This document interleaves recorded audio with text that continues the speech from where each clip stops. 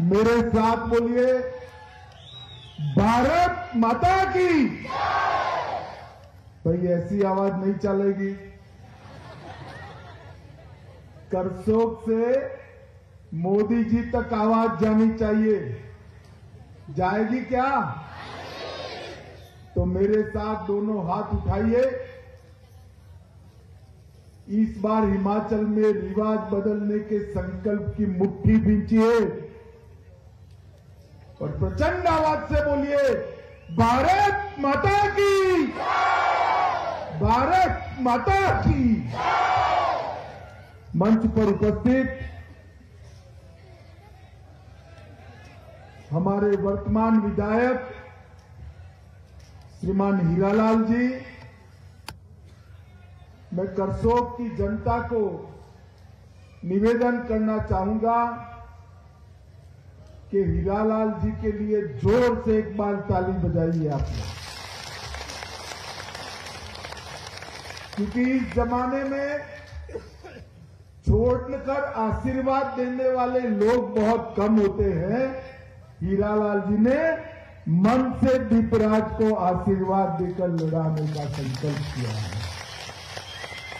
हमारे पूर्व वरिष्ठ विधायक श्री जोगिंद्र पाल जी, मंडल अध्यक्ष कुंदन ठाकुर जी, मिल्क फेडरेशन के अध्यक्ष निहाल चंद जी, पूर्व मंत्री श्री संधीराम जी, आरएसपुरा मंडल के प्रभारी श्री जीआर भगत जी, और आज जिनको मैं जिताने के लिए आया हूं, मेरे युवा साथी, आ गया हो दीपराज, युवा साथी दीपराज जी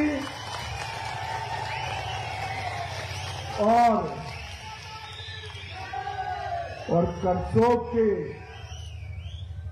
कोने कोने से आए हुए प्यारे भाइयों, बहनों, माताओं और मेरे जिगर के टुकड़े जैसे युवा मित्रों, सबसे पहले तो मैं करसोग की जनता का हृदय से धन्यवाद करना चाहता हूं। हेलीपैड से जब से निकला हूं तो यहां आया हूं, तब तक हर जगह मुंड ही मुंड दिखाई पड़ते हैं, कोई जगह खाली नहीं दिखाई। यहां पर भी तीसरी मंजिल पर, दूसरी मंजिल पर, पहली मंजिल पर, रोड पर, मैदान में, हर जगह लोग ही लोग भरे पड़े। एक सभा का माहौल ही मुझे कहता है, भाई अमित, काहे को भाषण कर ऊर्जा कर व्यय कर रहे हो, दीपराज जीतने ही वाला है, चिंता मत करो।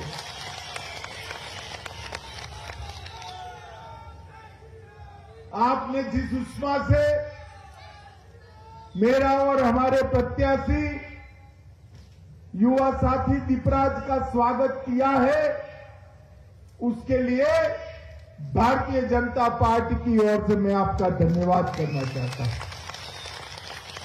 आज जब मैं करसोग आया हूं, तब इस पावन माटी के भगवान महूनाग को नमन कर प्रणाम कर मेरी बात शुरू करना चाहता हूं। ये करसोग माता कामाक्षा जी की भूमि है, भगवान ममलेश्वर की भूमि है, और कई देवी देवताओं का आशीर्वाद इस पवित्र माटी पर मिला है। आज देवभूमि में मैं पहली बार चुनाव की घोषणा के बाद आया हूं, मगर मैं जब आया हूं तब सबसे पहले ये देवभूमि और वीरभूमि की माताओं को प्रणाम करना चाहता हूं, क्योंकि यही मेरा हिमाचल प्रदेश है जो आबादी के अनुपात में देश की सेना में सबसे ज्यादा बेटे भेजने का काम करता है, वो वही और बेटे जब वीर होते हैं तभी होते हैं जब जन्ने वाली मां वीरांगना होती है तब देते हैं। पूरा देश हमारी हिमाचल की वीर माताओं को प्रणाम करता है, मैं भी प्रणाम करता हूं। मित्रों, 5 साल पहले यहां से थोड़े दूर जयराम जी की कॉन्स्टिट्यूएंसी में मैं गया था। मुझे माहौल बहुत अच्छा लगा था। तब मैंने कहा था, जयराम जी को आप विधायक बनाइए, उनके बड़े व्यक्ति बनाने का प्रबंध हम करेंगे और वो मुख्यमंत्री बनेंगे। मगर उससे भी आज ज्यादा उत्साह और ज्यादा जनता करसोग के अंदर भाई दीपराज के लिए इकट्ठा हुई। मित्रों, भारतीय जनता पार्टी राजनीति के अंदर देश की सुरक्षा के लिए है, देश का दुनिया में सम्मान बढ़ाने के लिए है, देश के गरीबों के जीवन स्तर को ऊपर उठाने के लिए है, भारत के गौरव को बढ़ाने के लिए है और विकास करने के लिए है। आप मुझे बताओ, एक कांग्रेस पार्टी में, दिल्ली की बात कर रहा हूं, कांग्रेस पार्टी में मां बेटे के अलावे कोई दिखाई पड़ता है? अरे बोलो ना भाई, दिखाई पड़ता है क्या? अब हिमाचल में भी मां बेटे के अलावे कोई दिखाई पड़ता है क्या? अगर मां बेटों ने ही पार्टी चलानी है तो मेरे युवा साथियों, आपकी जगह कहां रहेगी? रहेगी क्या? भारतीय जनता पार्टी ने मोदी जी के नेतृत्व में देश में जातिवाद, तुष्टीकरण और परिवारवाद, ये तीनों नासूरों को समाप्त कर मेरिट के आधार पर जो काम करेगा वो राज करेगा, इस सूत्र को प्रस्तावित किया है।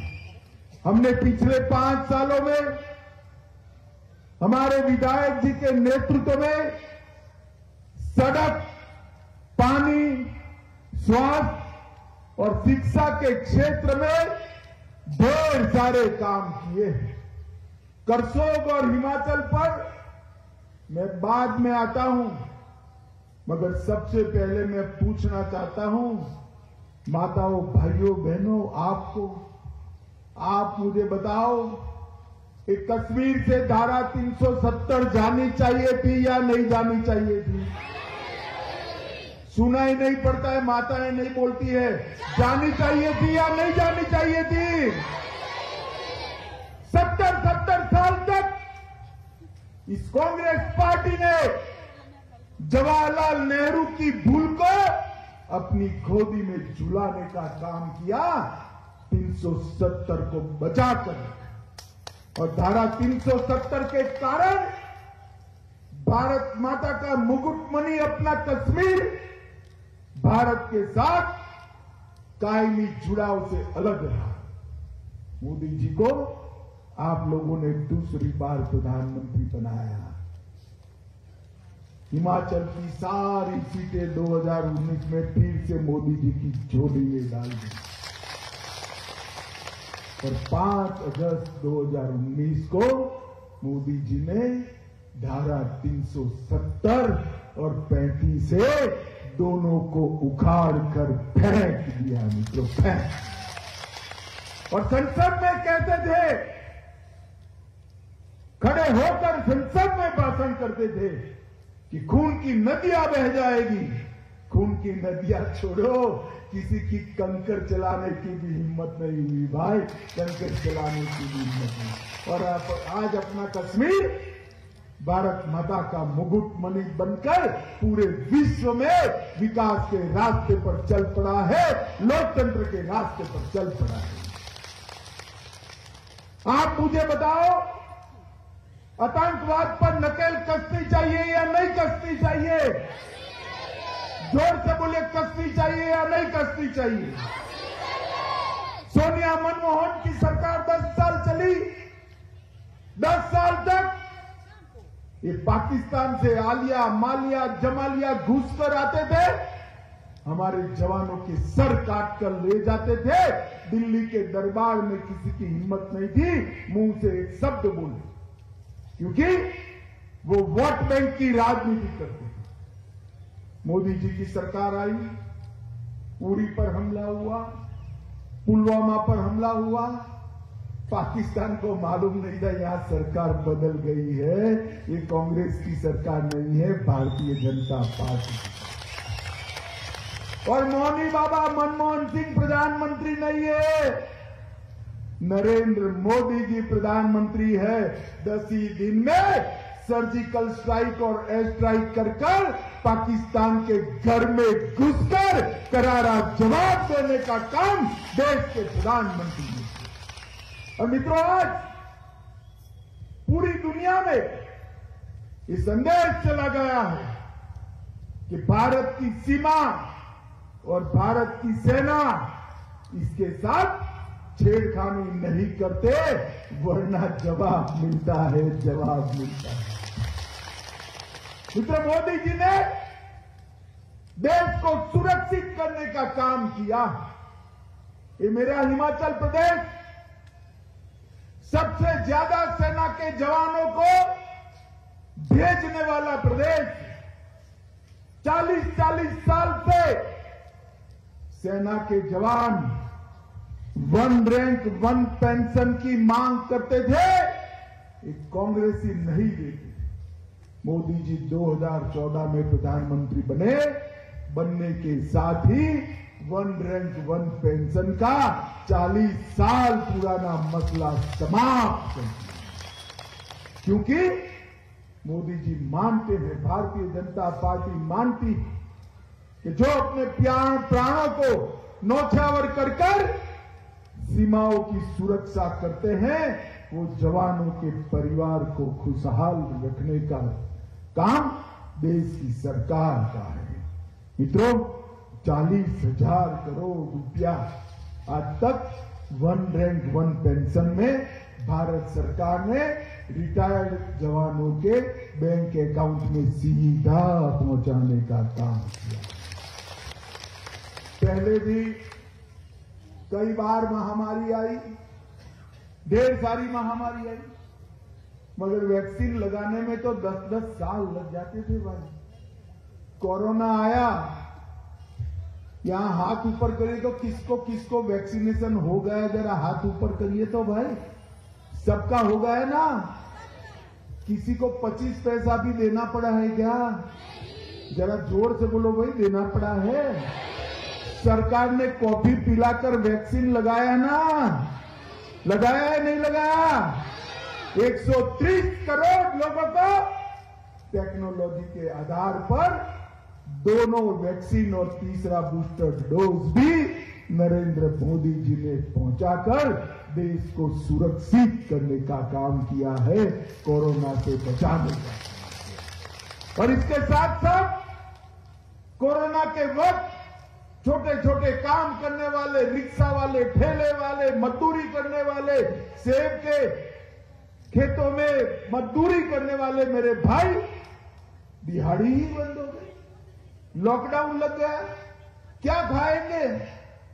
देश के 80 करोड़ लोगों को 2.25 साल तक प्रति व्यक्ति प्रति माह मुफ्त में राशन पहुंचाने का काम भी देश के प्रधानमंत्री नरेंद्र मोदी जी ने किया है। मित्रों, 80 करोड़ लोगों को राशन पहुंचाने वाली एकमात्र दुनिया में अगर कोई सरकार है तो भारतीय जनता पार्टी की नरेंद्र मोदी सरकार है। मित्रों, ये कांग्रेस हमेशा आंबेडकर जी का नाम देती है, मगर आंबेडकर जी को पूरा जीवन परेशान करने का काम एक कांग्रेस पार्टी ने किया। भारतीय जनता पार्टी ने 14 अप्रैल को राष्ट्रीय समरसता दिन बनाया, 26 नवंबर को संविधान दिन बनाया। मऊ में, लंदन में, नागपुर में, दिल्ली में और मुंबई में आंबेडकर जी का स्मारक बनाने का काम भारतीय जनता पार्टी की सरकार ने किया। मित्रों, कांग्रेस पार्टी के लिए ये शिमला जो है ना, हमारा हिमाचल जो है ना, वो टूरिस्ट स्पॉट है, टूरिस्ट स्पॉट। घूमने चले आते हैं, नेहरू से लेकर राहुल बाबा तक सभी लोग। मोदी जी के लिए एक कर्म भूमि है, कर्म भूमि। इसलिए मोदी जी ने सरकारी प्रोजेक्ट को, केंद्र सरकार के प्रोजेक्ट में जो कांग्रेस ने 60% केंद्र सरकार के और 40% हिमाचल के ऐसा रेशियो बनाया था, मोदी जी ने 90% केंद्र सरकार दे रही है और 10% हिमाचल दे रही है। इस प्रकार का रेशियो बनाया एक डबल इंजन की सरकार ने मित्रों हिमाचल का विकास किया है। माताओं, भाइयों और बहनों, हिमाचल के क्षेत्र को विकसित प्रदेश बनाने के लिए यहां इतनी सारी माताएं बैठी हैं। मैं बताना चाहता हूं कि इस बार हमारे बजट में 20% हिस्सा माताओं को देने का काम हमारे मुख्यमंत्री जयराम ठाकुर जी ने किया है। बिलासपुर में एम्स बनाया है। भारत में चौथी ही वंदे भारत ट्रेन हिमाचल को देने का काम नरेंद्र मोदी जी ने किया है। रेणुका जी बांध परियोजना 200 मिलियन ऊर्जा इकाइयों का निर्माण करेगी। सोलन जिले के नालागढ़ में मेडिकल डिवाइस पार्क बनाया है। ऊना जिले में बल्क ड्रग का पार्क बनाने का काम किया है। और मित्रों, जहां तक यहां का सवाल है, बहना से पेयजल योजना शुरू की है। चुराग क्षेत्र और बक्साद में बीडीओ का कार्यालय और तहसील बनाया है। करसोग में बाईपास रोड का निर्माण किया है। आसला में सीएचसी शुरू किया है। मंडी से होते हुए कीरतपुर से मनाली 4 लेन रोड बनाने का काम किया है। हिम केयर योजना के तहत मंडी जिले के 85,110 परिवारों को फ्री ऑफ कॉस्ट स्वास्थ्य का कार्ड देने का काम किया है। और आयुष्मान भारत योजना में भी 85,000 परिवारों को देने का काम किया है। जल जीवन मिशन के तहत इतनी ऊंची पहाड़ियों में 1,37,186 घरों में नल से जल पहुंचाने का काम ये भारतीय जनता पार्टी की जयराम ठाकुर की सरकार ने किया है। और 11 से 91 करोड़ रुपए का मार्ग बनाने का काम भी भारतीय जनता पार्टी की सरकार ने किया है। मित्रों, आप मुझे सब बताइए, आप किसी को लगता था कि राम मंदिर हम अपने समय में देख पाएंगे? लगता था क्या? जरा जोर से बोलो भाई, लगता था क्या? मोदी जी ने बाबर के जमाने से टूटा हुआ राम मंदिर फिर से बनाने के लिए 2019 में भूमि पूजन कर दिया है। और 2024 में वहां आकाश को छूने वाला राम मंदिर हम सब देख पाएंगे।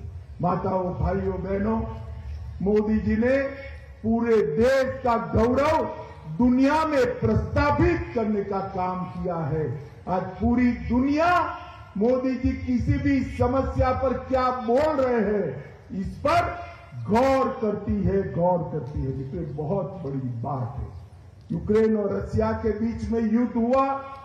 लगभग अपने 35,000 से ज्यादा लोग वहां फंसे हुए थे। मोदी जी ने दोनों राष्ट्राध्यक्षों को फोन किया और फोन करने के साथ ही दोनों ओर से तोप के गोले 2 दिन बंद हो गए और अपने सभी नागरिक भारत सही सलामत आ गए। इतने प्रभावशाली व्यक्ति, इतना प्रभावशाली प्रधानमंत्री बहुत समय के बाद मिला है। और हिमाचल वालों, मैं दूसरी बात कहना चाहता हूं। हमारे गुजरात में पूछते हैं कि भाई मोदी जी कहां से हैं। मैं भी गुजरात से आता हूं, मोदी जी भी गुजरात से आते हैं, मगर जब पूछते हैं तो आधे लोग कहते हैं हिमाचल से आते हैं और आधे लोग कहते हैं गुजरात से आते हैं। मोदी जी ने हिमाचल को अपनी कर्मभूमि माना है। यहां वो संगठन का काम करते थे, तब से लेकर आज तक पूरा विकास दिन दूनी रात चौगुनी गति से हो, इस प्रकार से करने का काम किया है। ये कांग्रेस वाले, उनके पास कोई एजेंडा नहीं, एक ही एजेंडा है, रिवाज है, रिवाज है, रिवाज है। राहुल बाबा, रिवाज काम में आने वाला नहीं है। उत्तराखंड के पहाड़ ने रिवाज तोड़ा है, इस बार हिमाचल भी रिवाज तोड़ने वाला है। ये हरी टोपी लाल टोपी की बात करते हैं। करसोग के भाइयों बहनों, मैं कहने आया हूं, आज से हरी टोपी भी भाजपा की है, लाल टोपी भी भाजपा की है। ये ऊपरी हिमाचल, नीचे का हिमाचल, ऐसी बात करते हैं। मैं आज हिमाचल वासियों को कहने आया हूं, ऊपरी हिमाचल भी भाजपा के साथ है, नीचे का हिमाचल भी भाजपा के। भारतीय जनता पार्टी हिमाचल में मोदी जी के नेतृत्व में, जयराम भाई के नेतृत्व में प्रचंड बहुमत के साथ फिर से एक बार सरकार बनाने जा रही है। मगर करसोग वालों, मैं यहां आया हूं, करसोग से हमारे भाई का एक कमल का फूल मोदी जी की झोली में डाल दीजिए। डालोगे क्या? अरे सुनाई नहीं पड़ता भाई, डालोगे क्या? कमल फूल के निशान पर बटन दबाओगे? मोदी जी के हाथ मजबूत करोगे? हमारे प्रत्याशी को विधायक बनाओगे? जयराम ठाकुर के हाथ मजबूत करोगे? तो मेरे साथ दोनों हाथ उठाइए, उठाइए दोनों हाथ, विजय के संकल्प की मुट्ठी बींचकर प्रचंड आवाज से बोलिए, भारत माता की, भारत माता की, भारत माता की।